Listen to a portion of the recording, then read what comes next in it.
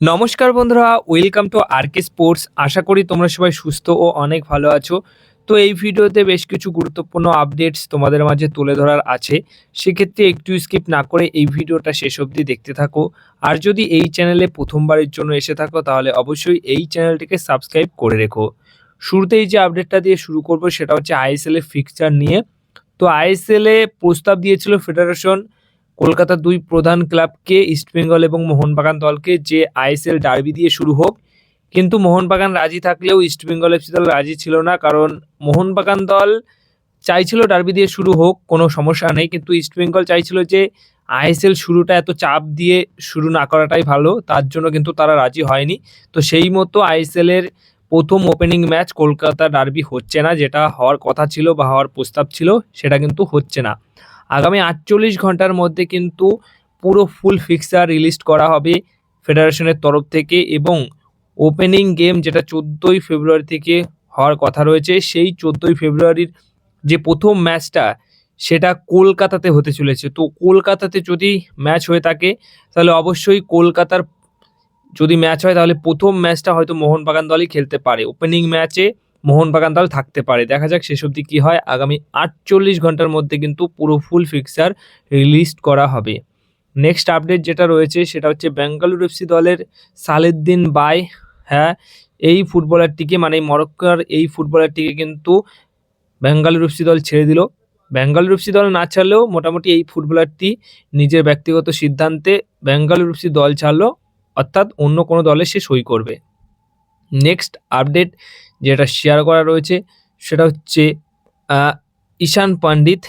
ঈশান পণ্ডিত অবশ্যই গোয়া দলে বেশ একটা ভালো সিজন কাটিয়েছিল, তাকে কিন্তু সুপার সাব হিসেবে সবাই চিনত। সেই ঈশান পণ্ডিত কিন্তু আবার ব্যাক করছে এফসি গোয়া দলে, এমনটাই কিন্তু খবর রয়েছে। মোটামুটি ডিল ডান হয়ে গেছে। তো মার্কোসের রিপোর্ট অনুযায়ী জানা যাচ্ছে যে ঈশান পণ্ডিতা কিন্তু নেক্সট সিজন, মানে এই সিজনে গোয়া দলের হয়ে আবার খেলবে।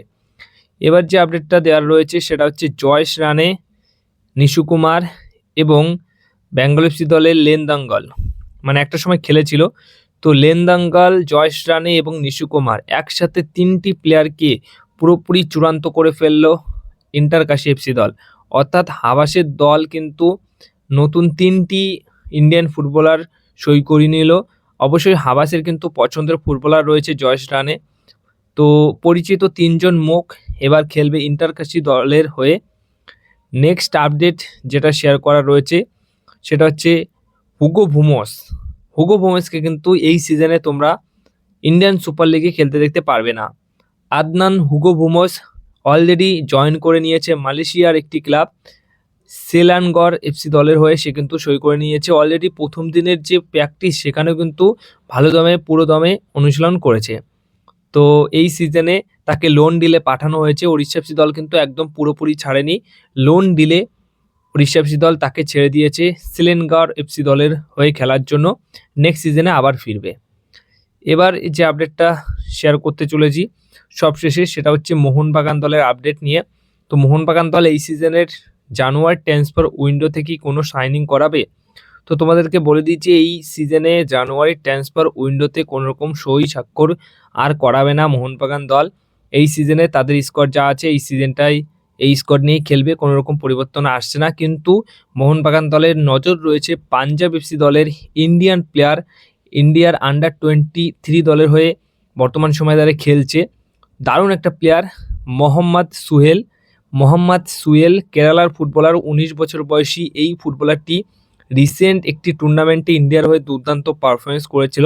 তবে থেকেই কিন্তু এই সুহাইলের ওপর নজর রয়েছে মোহনবাগান দলের। এই সিজনে এই জানুয়ারি ট্রান্সফার উইন্ডোতে না হলেও আগামী গ্রীষ্মকালীন যে ট্রান্সফার উইন্ডো খুলবে সেখানে কিন্তু এই ফুটবলারটিকে দলে নেবার জন্য ঝাঁপাবে মোহনবাগান দল। এখন কিন্তু এই ফুটবলারটির ওপর নজর রয়েছে মোহনবাগান দলের।